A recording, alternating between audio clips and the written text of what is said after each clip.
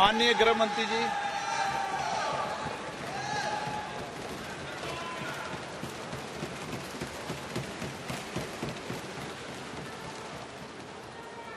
माननीय अध्यक्ष जी, सबसे पहले मैं आपका धन्यवाद करना चाहता हूं कि एक युग बदलने वाले विधेयक पर बोलने के लिए आपने मुझे अनुमति दी है। माननीय अध्यक्ष जी, संविधान को संशोधित करने वाले 128वें संविधान संशोधन के समर्थन में बात करने के लिए मैं यहां खड़ा हुआ हूं। माननीय अध्यक्ष जी,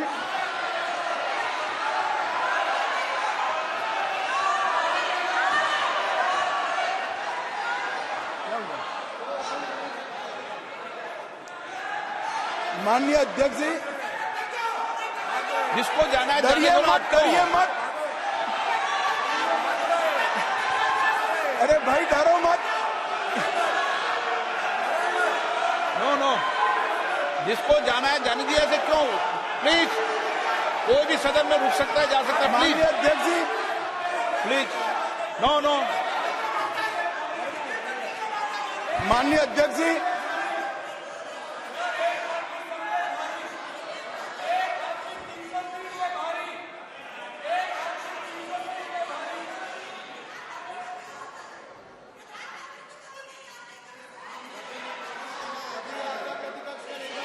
माननीय गृह मंत्री जी। माननीय अध्यक्ष जी,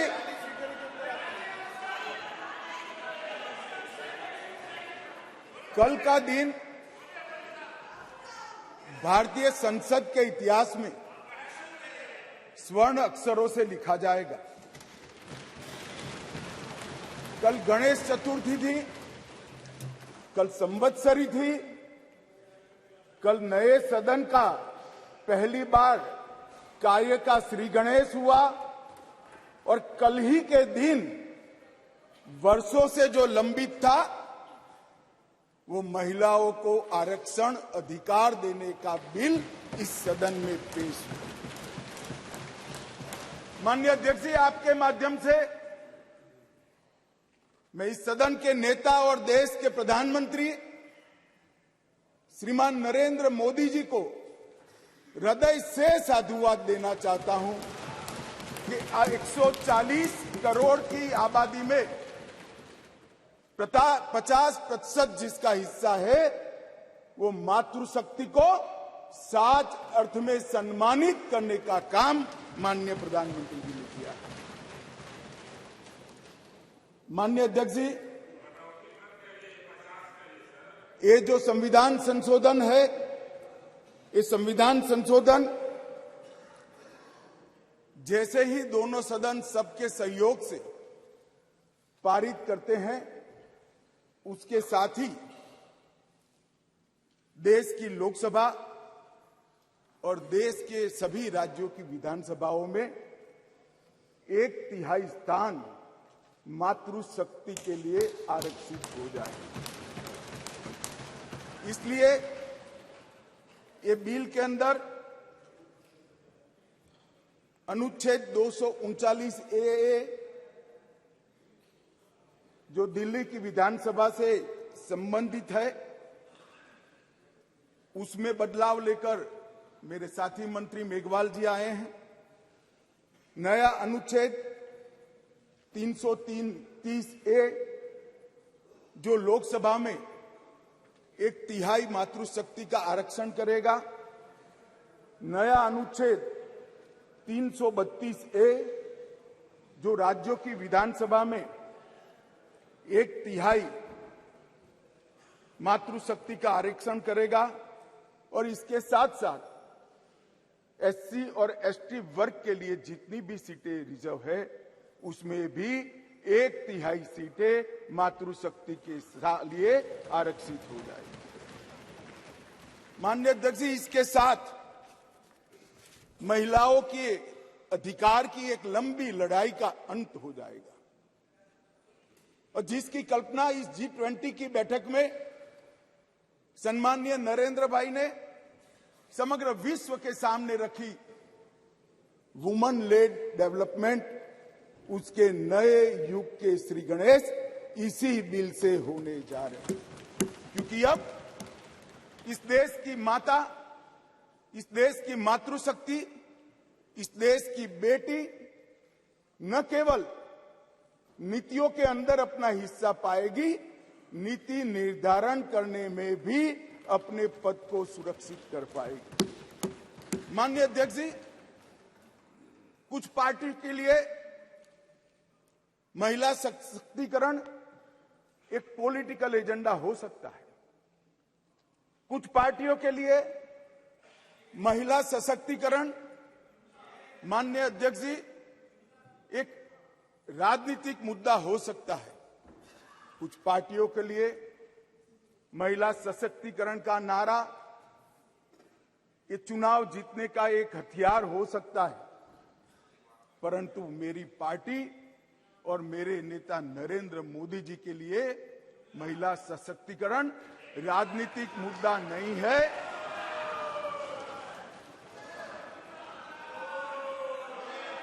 फिर से सुनिए, मेरी पार्टी और मेरे नेता नरेंद्र मोदी जी के लिए महिला सशक्तिकरण राजनीतिक मुद्दा नहीं, मान्यता का सवाल है, मान्यता का सवाल। माननीय अध्यक्ष जी,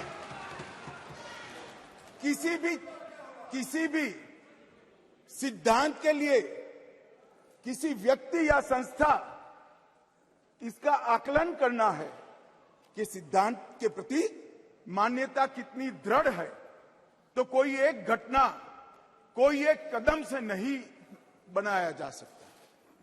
प्रधानमंत्री नरेंद्र मोदी जी जब संगठन का काम करते थे, भारतीय जनता पार्टी के संगठन महासचिव थे गुजरात प्रांत के, और गुजरात में भारतीय जनता पार्टी की वडोदरा कार्यकारिणी हुई थी। उस ऐतिहासिक कार्यकारिणी में मोदी जी के रोल के कारण ही भारतीय जनता पार्टी के संगठनात्मक पदों में 1/3 रिजर्वेशन माताओं के लिए किया गया। और ऐसा करने वाले मैं गर्व से कह सकता हूं कि मेरी पार्टी सबसे पहली पार्टी है और मेरी पार्टी सबसे अंतिम पार्टी। माननीय अध्यक्ष जी, मोदी जी जब मुख्यमंत्री थे, ढेर सारे लोगों को मुख्यमंत्री रहते हुए ढेर सारी भेंटें मिलती हैं। ज्यादा से ज्यादा सभी लोग इसको तोशाखाना में आरक्षित रखवा देते हैं। मोदी जी ने उस वक्त निर्णय किया था और सार्वजनिक घोषणा भी की थी कि जितनी भी भेंट आएगी उसका ऑक्शन होगा और वो बच्चियों की पढ़ाई लिखाई के लिए खर्च। माननीय अध्यक्ष जी, सीएम रहते हुए भी उनको प्रधानमंत्री देश की जनता ने चुना। 2014 में उनको प्रधानमंत्री पद के प्रत्याशी घोषित करने के बाद चुनाव हुआ और 30 साल के बाद इस देश की महान जनता ने पूर्ण बहुमत की एक सरकार मोदी जी के नेतृत्व में बनाने का मैंडेट दिया। और जब सरकार बनाने का समय आया, तब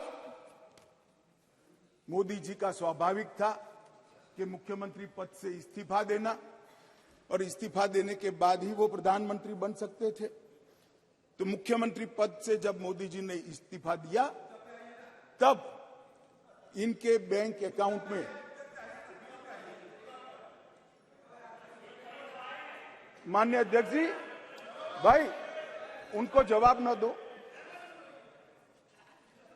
इनके बैंक अकाउंट में जितना भी मुख्यमंत्री की तनख्वाह से और जितना भी पैसा बचा था, वो सारा का सारा गुजरात सचिवालय की वर्ग 3 और 4 के कर्मचारियों की बच्चियों की पढ़ाई लिखाई के लिए। माननीय अध्यक्ष, इसके लिए कोई सर्कुलर नहीं था, इसके लिए कोई कानून नहीं बनाया था।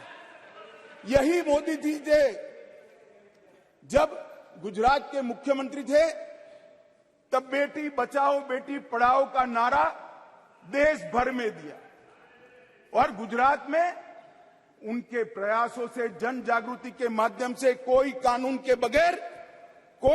के बगैर लिंग अनुपात के अंदर बहुत बड़ा परिवर्तन कर लाखों बेटियों को पृथ्वी पर आने का अधिकार इस नरेंद्र मोदी जी ने।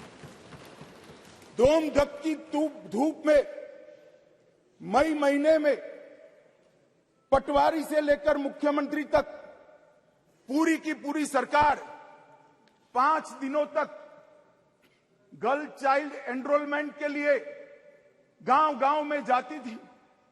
कोई कस्बा ऐसा नहीं होता था जहां पर सरकार के पदाधिकारी नहीं जाते थे। पंच, सरपंच, जिला पंचायत के सदस्य, तहसील पंचायत के सदस्य, विधायक, सांसद, मुख्यमंत्री, मंत्री सभी लोग जाते थे और बच्चियों को पढ़ाने के लिए, उनके एनरोलमेंट के लिए और ड्रॉप आउट रेशियो के कम करने के लिए, उनको फिर से पुनः दाखला दिलाने के लिए गांवों में निवास करते थे। माननीय अध्यक्ष जी, बेटी बचाओ बेटी पढ़ाओ, इसका परिणाम क्या था? एक और तो लिंग अनुपात में बहुत बड़ा अंतर आया और दूसरी ओर कांग्रेस पार्टी जो लेगेसी छोड़कर गई थी गुजरात में, उसमें प्राइमरी एजुकेशन में 37% ड्रॉप आउट रेशियो था और मोदी जी जब मुख्यमंत्री से प्रधानमंत्री बनने के आए तब वो 30% ड्रॉप आउट रेशियो घटकर 0.70%। माननीय अध्यक्ष जी, इसलिए मैं कहता हूं कि हमारे लिए राजनीतिक मुद्दा नहीं है, हमारी मान्यता का मुद्दा है, हमारे स्वभाव का मुद्दा है, हमारी कार्य संस्कृति का मुद्दा है। माननीय अध्यक्ष जी, जहां तक नरेंद्र मोदी जी की केंद्र में सरकार बनी, ये कह रहे हैं कि पहले भी हुआ था, पहले रोक लिया गया, ये सब बातें तो मैं बाद में बताता हूं। परंतु ये जो महिला सशक्तिकरण की बात है, ये संविधान संशोधन से जुड़ी हुई नहीं है। महिलाओं के लिए सुरक्षा, सम्मान और सहभागिता, ये तीनों चीजें जिस दिन मोदी जी ने इस देश के प्रधानमंत्री पद का शपथ लिया, जिस दिन से भारतीय जनता पार्टी की सरकार बनी, इस सरकार का श्वास और प्राण दोनों बने हुए हैं। माननीय अध्यक्ष, कई ऐसी चीजें हैं जो हुई है। आज मैं कहना चाहता हूं माननीय अध्यक्ष जी, जिस दिन मोदी जी इस देश के प्रधानमंत्री बने, इस देश के 70 करोड़ लोग ऐसे थे जिनके घर में बैंक अकाउंट नहीं था। मोदी जी ने जनधन योजना चालू करी, बैंक अकाउंट खोलने का अभियान चालू किया, 52 करोड़ बैंक अकाउंट खोले गए और 52 करोड़ बैंक अकाउंट में से 70% बैंक अकाउंट माताओं के नाम से खोले गए। माननीय अध्यक्ष जी, माताओं के नाम से आज महिला सशक्तिकरण हुआ है। सारी योजनाओं का जो पैसा जा रहा है, माननीय अध्यक्ष जी, किसने 10 मिनट दिए मुझे? आप वहां बैठकर टाइम दोगे? अरे सुनने की आदत डालो भाई, आप वहां बैठकर मुझे टाइम दोगे? माननीय सदस्य प्लीज, मैं मेरी पार्टी के टाइम में बोल रहा हूं। आप कौन फैसला करने वाले होते हैं? माननीय गृह मंत्री जी। माननीय अध्यक्ष जी, आज कोई भी स्कीम का पैसा जाता है तो वो महिला के बैंक अकाउंट के अंदर जाता है। माननीय अध्यक्ष जी, कांग्रेस ने इस देश में 5 दशक से ज्यादा शासन किया।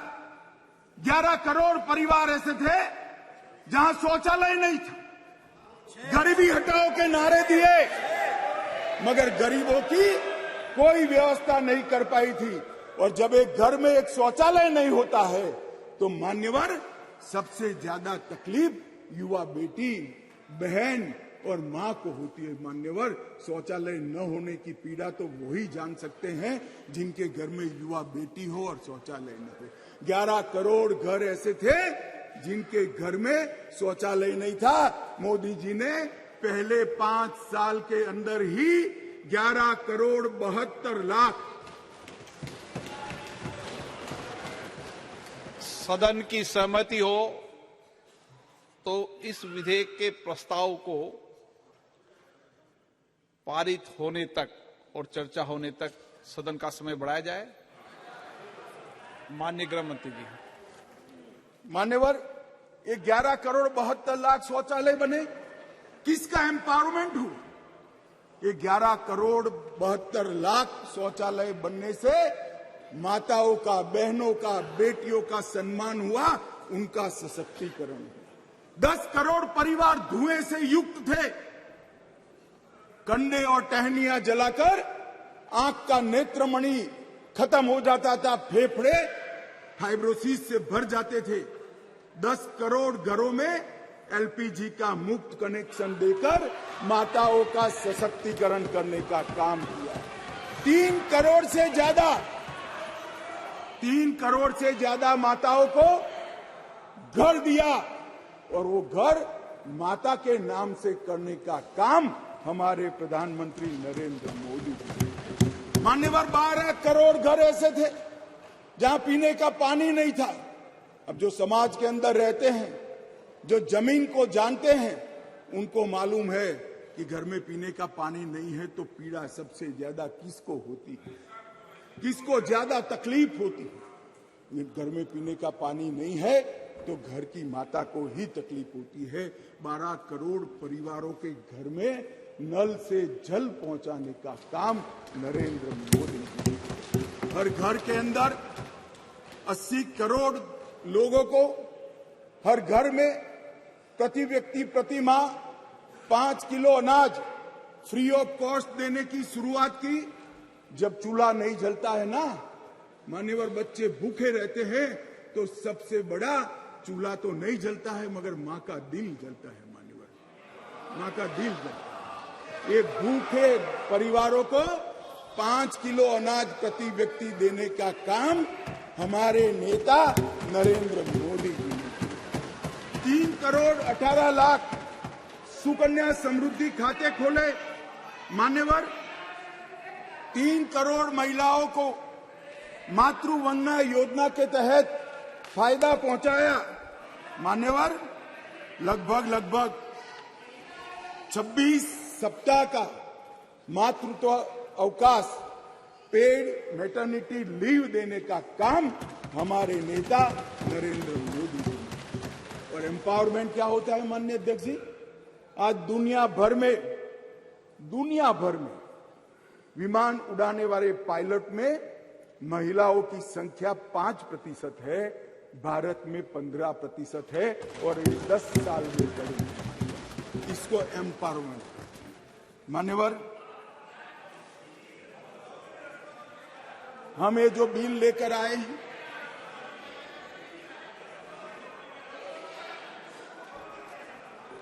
मान्यवर, ये जो बिल लेकर हम आए हैं, कई सारी साथी महिला सांसदों ने कहा कि महिला को रिजर्वेशन देकर नीचा नहीं दिखाना चाहिए। महिला भी उतनी ही सशक्त है जितना पुरुष सशक्त है। मैं आपसे एक कदम आगे जाता हूं। महिला पुरुष से भी ज्यादा सशक्त है, महिला पुरुष से भी ज्यादा है। मगर समाज व्यवस्था ऐसी बनी है जिसके अंदर इस आरक्षण से अब डिसीजन मेकिंग में, पॉलिसी मेकिंग के अंदर महिलाओं की भागीदारी सुनिश्चित कर दी जाएगी। ये सम्मान करने के लिए एक आरक्षण है।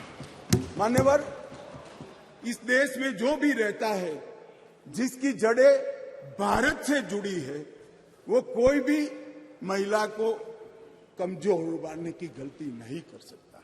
मान्यवर, दुर्गा, सरस्वती और लक्ष्मी 3 स्वरूप है देवियों के। दुर्गा शक्ति का स्वरूप है, सरस्वती विद्या का स्वरूप है, और लक्ष्मी ऐश्वर्य का, वैभव का स्वरूप है। ये तीनों स्वरूपों में हमारे पुरखों ने, हमारी संस्कृति ने मां की ही कल्पना की है, कहीं और किसी की कल्पना नहीं। मान्यवर, मगर प्रॉब्लम क्या है, प्रश्न क्या है? जड़ें भारत से नहीं जुड़ी है। मैं कहना नहीं चाहता जड़ें कहां जुड़ी है, जड़ें अगर भारत से जुड़ी है तो तकलीफ नहीं पड़ती। मान्यवर, मैं आज आपको कहना चाहता हूं, हजारों वर्ष से हमारे सांस्कृतिक प्रवाह और हजारों वर्ष के हमारे देश के इतिहास के अंदर कई सारी ज्ञान की नई नई विधाएं और ज्ञान के नए नए आयाम हुए हैं। कहीं वेदों की ऋचा है, कहीं उपनिषदों के मंत्र हैं, कभी पुराणों के श्लोक पढ़े हैं। ऋग्वेद के कुल 422 मंत्रों में महिलाओं का महिमा मंडन करने का काम हमारे ऋषियों ने किया है। वेदों की रचना में योगदान देने वालों में गार्गी, मैत्रेयी, घोषा, विश्वम्भरा, श्रद्धा, संध्या, देवयानी, सची, अदिति, लोपामुद्रा, ये सारी माताओं ने वेदों को संवेदना से परिपूर्ण कर कर समग्र चराचर की चिंता करने वाली बनाए।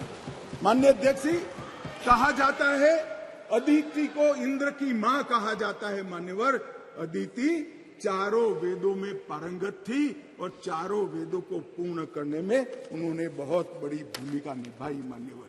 मान्यवर, शासन की बात करें तो 10वीं शताब्दी में कश्मीर की रानी दिद्दा, कातकीय वंश की रुद्रमा 13वीं शताब्दी में रानी दुर्गावती, शिवाजी को शिवाजी बनाने वाली जिजाऊ, रानी चेन्नम्मा, महारानी अब्बका और महारानी लक्ष्मीबाई को इस देश का समाज और इतिहास कभी भूल नहीं सकता है।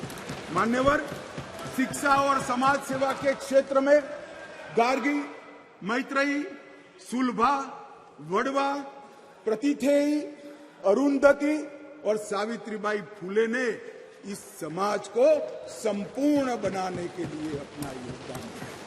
हमें बिल जो लेकर आए हैं मान्यवर, ये भाव से लेकर नहीं आए।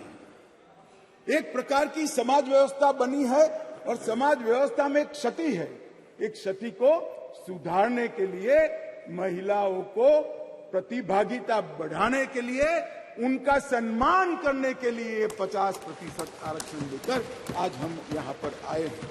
मान्यवर, जहां तक ढेर सारे लोगों ने अलग अलग प्रकार की बातें की है मान्यवर, मैं आज यहां कुछ चीजों का जवाब भी जरूर देना चाहूंगा।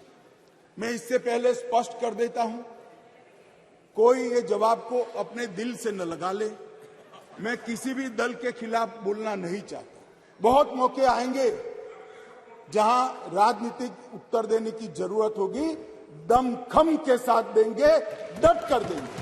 परंतु एक ऐसा मौका है जिसमें ये सदन ने समग्र देश को ही नहीं मान्यवर, आपके माध्यम से समग्र विश्व को ये संदेश देने की जरूरत है कि मोदी जी ने जिसकी कल्पना करी, एक वुमन लेड डेवलपमेंट के लिए पूरा सदन एक मत। मान्यवर, मगर कुछ चीजें यहां कही गई है, इसलिए मेरा बहुत जरूरी है कि इसकी स्पष्टता कर दी जाए।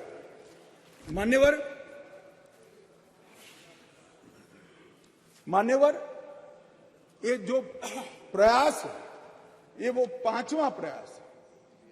पहली बार ये महिला आरक्षण बिल नहीं आ रहा है, पहली बार ये संविधान संशोधन नहीं आया है। तो क्या हुआ वो 4 संविधान संशोधनों का? क्यों आज मोदी जी ने लेकर आना पड़ा?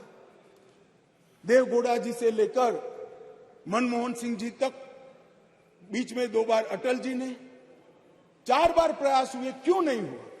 कौन कारण था? किसके कारण पास नहीं हुआ? क्या प्रयास अधूरे थे? क्या मंशा अधूरी थी? या कुछ लोगों ने इस प्रकार का किया कि आगे हो ही न पाए? मान्यवर, मैं जरूर बताना चाहता हूं। मान्यवर, सबसे पहले इस संविधान संशोधन विधेयक 81वें संशोधन विधेयक के रूप में 12 सितंबर 1996 में आया, देवगौड़ा जी का।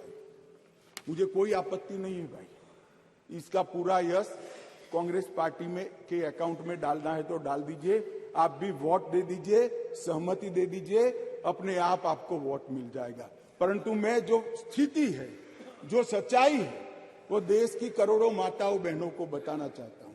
ये विधेयक को पहली बार लेकर आए एचडी देवगौड़ा प्रधानमंत्री जी थे, तब ये सरकार लेकर आई। मान्यवर, उस वक्त कांग्रेस पार्टी विपक्ष में बैठा करती थी। देवगौड़ा जी की नहीं, और उनके ही कारण गिर गई थी, सरकार में नहीं थे, सरकार में नहीं थे। अरे बैठो यार। मान्यवर, विधेयक सदन में रखने के बाद विधेयक को गीता मुखर्जी की अध्यक्षता में एक संयुक्त समिति को दे दिया गया और संयुक्त समिति ने 9 दिसंबर 1996 को अपनी रिपोर्ट दे दी, परंतु दुर्भाग्य से विधेयक कभी सदन तक पहुंच नहीं पाया, आया ही नहीं। क्या हुआ मालूम नहीं। और जब 11वीं लोकसभा का विघटन हो गया तो अनुच्छेद 107 के तहत इस विधेयक को लैप्स माना गया और विधेयक वही चला गया। मान्यवर, फिर अटल जी प्रधानमंत्री बने। 14 दिसंबर 1998 में 84वां संविधान संशोधन विधेयक आया और ये विधेयक 12वीं लोकसभा के विघटन के साथ समाप्त हो गया, क्योंकि इसको पेश ही नहीं करने दिया। कुछ दृश्य हुए थे इस सदन में, मैं बोलना नहीं चाहता। अडवाणी जी के हाथ से बिल छीन लिए गए। नहीं, वो ठीक है। नहीं, अभी भी कर रहे हो ना आप, अभी भी कर रहे हो मान्यवर। और 12वीं लोकसभा के साथ अनुच्छेद 107 के तहत वो विलोपित हो गया। फिर 13वीं लोकसभा में अटल जी ही प्रधानमंत्री थे और हम फिर से बिल लेकर आए और उस पर भी चर्चा नहीं हो पाई। अब किसने नहीं की, किसने नहीं की, इसमें मैं जाना नहीं चाहता, क्योंकि आज मैं किसी को दोषारोपण करने के लिए नहीं आया हूं। मगर इस संसद ने, इस सम्मानीय गृह ने कभी न देखे हो इस प्रकार के कुछ दृश्य 13वीं लोकसभा में देखे, जो पुराने अनुभवी सांसद है उन्होंने देखे हैं मान्यवर। और वो भी अनुच्छेद 107 के तहत विलोपित हो गया। इसके बाद में संविधान का 108वां संशोधन डॉक्टर मनमोहन सिंह जी लेकर आए। मनमोहन सिंह जी संशोधन लेकर आए, वो पहले राज्यसभा में रखा, राज्यसभा में संशोधन पारित हुआ, उसके बाद में लोकसभा में लाने का मौका ही नहीं हुआ और वो विधेयक भी विलोपित हो गया। तो कल जो मैं कहता था अधीर रंजन जी कि विधेयक, आपने कहा कि विधेयक अभी लंबित है, लंबित नहीं है, जिंदा नहीं है, जीवित भी नहीं है। बैठ जाओ, मैं समझा देता हूं। आप बैठ जाइए, मैं समझा देता हूं। मान्यवर, जब लोकसभा का विघटन होता है, लोकसभा जब विघटित हो जाती है तो अनुच्छेद 107 के तहत लंबित विधेयक जितने भी है वो विलोपित हो जाते हैं, यहां पर नहीं रहते। नहीं, कल उन्होंने सवाल किया था कि विधेयक क्यों फिर से लाना पड़ा। हमारा विधेयक पड़ा है, नहीं पड़ा है, इसलिए विधेयक फिर से लाना।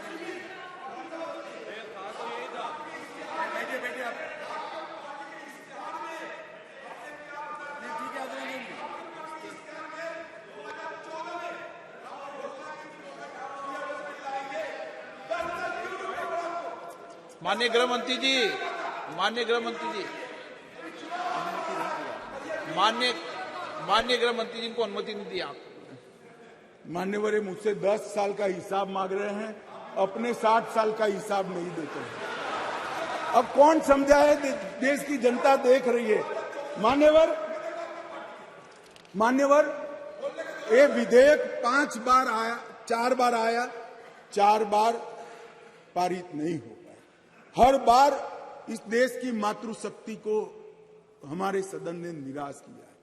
मैं आज पक्ष विपक्ष के सभी दलों से प्रार्थना करना चाहता हूं कि हम सब एकत्रित होकर ये नई शुरुआत को आज सर्वानुमत से संविधान को संशोधित कर कर मातृशक्ति को आरक्षण देने का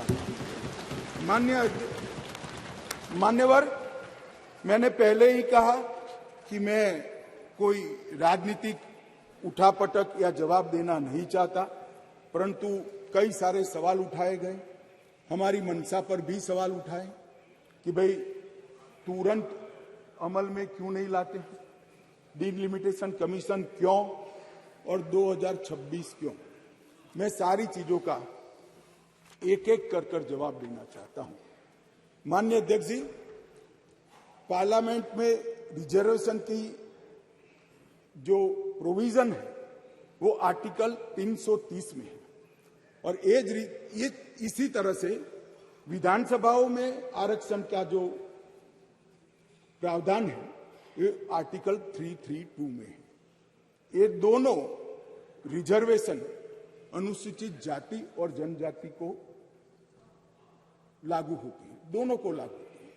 मान्यवर, अभी बहुत सारे सवाल उठाए गए, ओबीसी क्यों नहीं, डिलिमिटेशन कमीशन क्यों और क्यों इतनी देरी कर रहे हैं।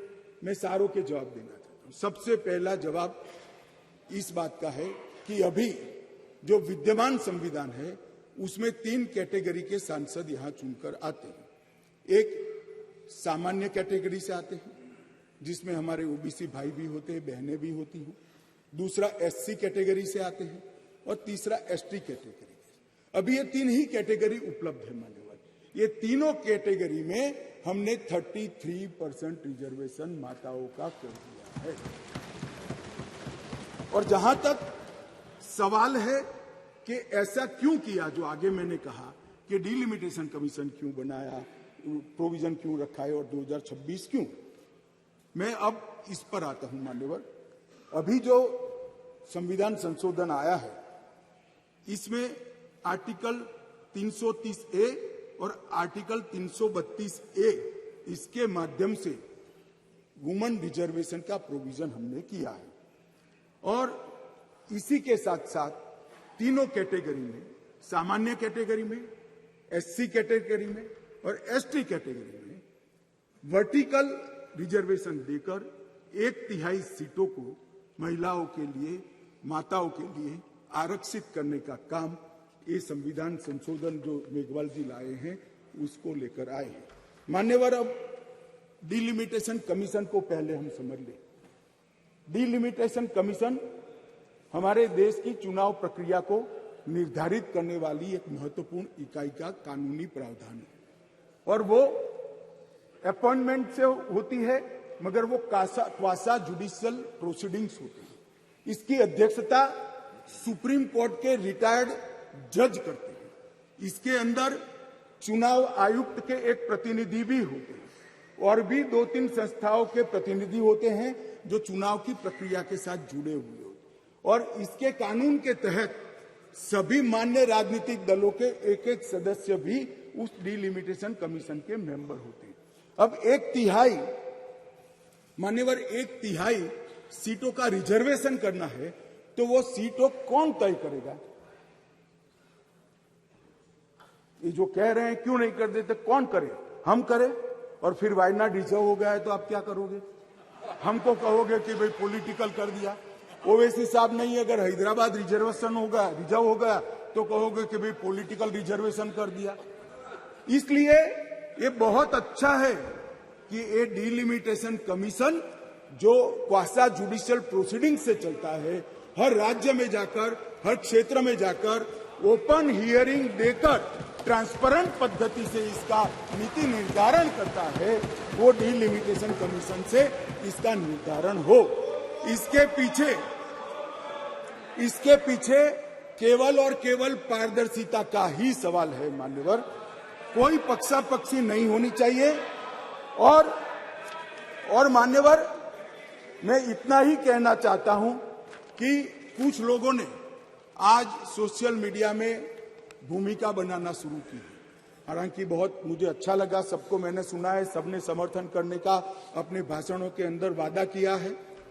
परंतु सोशल मीडिया में कुछ लोग भूमिका बना रहे हैं कि भाई इस विधेयक को इसलिए समर्थन न करो कि इसमें डिलिमिटेशन कमीशन का है और अभी के चुनाव में नहीं होगा। कुछ लोग कह रहे हैं इसमें ओबीसी आरक्षण नहीं है, मुस्लिम आरक्षण नहीं, इसलिए समर्थन न करो। मैं अलग कहता हूं, अब समर्थन नहीं करोगे तो क्या जल्दी आरक्षण आ जाएगा? तो भी 29 के बाद आएगा। समर्थन कर दो, गारंटी हो गई। फिर जो सरकार आएगी उसमें जो बदलाव करेगी वो भी होगा। एक बार श्री गणेश तो करो, गणेश चतुर्थी के दिन ये संविधान संशोधन विधेयक आया। एक बार शुरुआत करनी चाहिए और एक बार शुरुआत करें, उसके बाद पहला डिलिमिटेशन कमीशन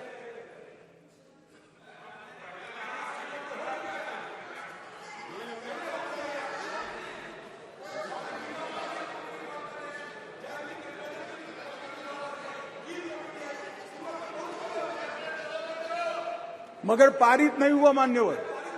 ये कमेटी में रखना ही शुरुआत मानते हैं। इनके जो नारे हैं गरीबी हटाओ जैसे हैं, 50 साल हो जाए मगर गरीबी नहीं हटती। हम ऐसे नहीं है मान्यवर। हम तो जो कहते हैं मोदी जी के नेतृत्व में जो कहा जाता है वो किया जाता है मान्यवर।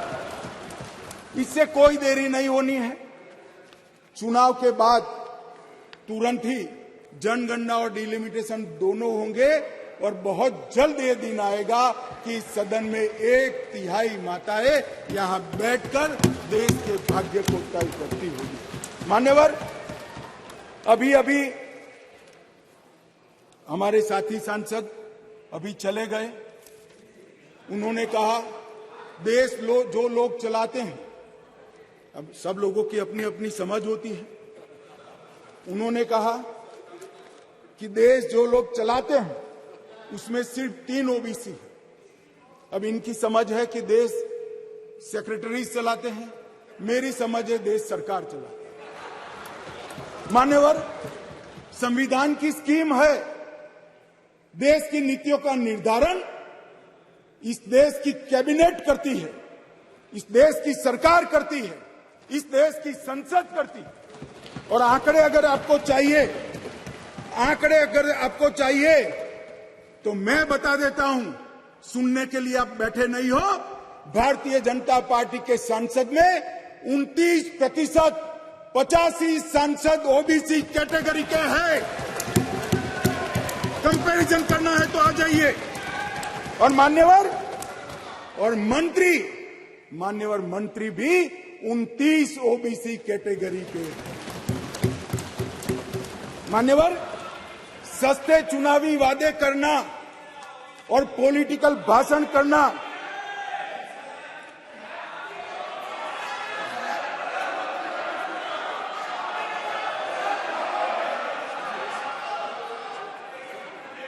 दादा, नए सदन में तो उम्र के हिसाब से कुछ करिए मान्यवर। बीजेपी के ओबीसी एमएलए 1358 में से 365 है, 27% है। ये सभी ओबीसी का राग आलापने वालों से ज्यादा है मान्यवर। बीजेपी के ओबीसी एमएलसी 163 में से 65 है, 65 है, 40% है। ये 33% की बात करते हैं मान्यवर। चुनावी भाषण करना बहुत ठीक है, कोई एनजीओ बनाकर दे देता है, चिट्ठियां आकर पढ़ जाना ठीक है भैया। मन से पिछड़ा वर्ग का कल्याण करने का काम हमारे नेता नरेंद्र मोदी जी ने किया। नरेंद्र मोदी जी जब पहली बार संसद के अंदर नेता चुने गए और कहा गया उनको भाषण करने के लिए, लिखा हुआ भाषण एक साइड पे रह गया। उन्होंने कहा 2014 में मेरी सरकार दलितों की सरकार है, आदिवासियों की सरकार है, पिछड़ों की सरकार है, महिलाओं की सरकार। और मान्यवर आज देश के 80 करोड़ गरीबों को घर, शौचालय, बिजली, पानी, दवाई, गैस का सिलेंडर और खाने के लिए अनाज देने के बाद आज माताओं के लिए 33% आरक्षण नरेंद्र मोदी जी लेकर आए हैं। और मोदी जी ने ये जो वादा किया था, मान्यवर, ये जो वादा किया था वो मोदी जी ने पूरा किया है। और ये सारे जो ओबीसी का राज आलपते हैं उनको मैं कहना चाहता हूं, आपकी पार्टियों ने कभी ओबीसी प्रधानमंत्री नहीं बनाया, भारतीय जनता पार्टी ने ओबीसी प्रधानमंत्री बनाया। मान्यवर, इसलिए मैं सभी दल के सांसदों को एक विनती करना चाहता हूं, आपको लगता है इसमें कुछ अधूरा है तो कल सुधार लेंगे, मगर हम जो लेकर आए हैं वो महिलाओं के सम्मान की बात है। कृपया उसका समर्थन कीजिए। 4 बार इस संसद को, देश की माताओं को हमने निराश किया है। इस बार राजनीतिक पक्षापक्षी से ऊपर उठकर दलगत राजनीति से ऊपर उठकर हम सब ये विधेयक का समर्थन करें। और यश आपका भी है, हमारा भी है, छोटे से छोटे निर्दलीय सांसद का भी है। ये यश संसद का है, सदन का है। हम सब मिलकर इसको पारित करें, यही मेरा सबसे अनुरोध है। और आप हमसे जुड़े रहने के लिए सब्सक्राइब करें YouTube पर, फॉलो करें Twitter पर और लाइक करें Facebook पर। और ज्यादा जानकारी के लिए आपको टाइप करना होगा सिर्फ न्यूज़ नशा।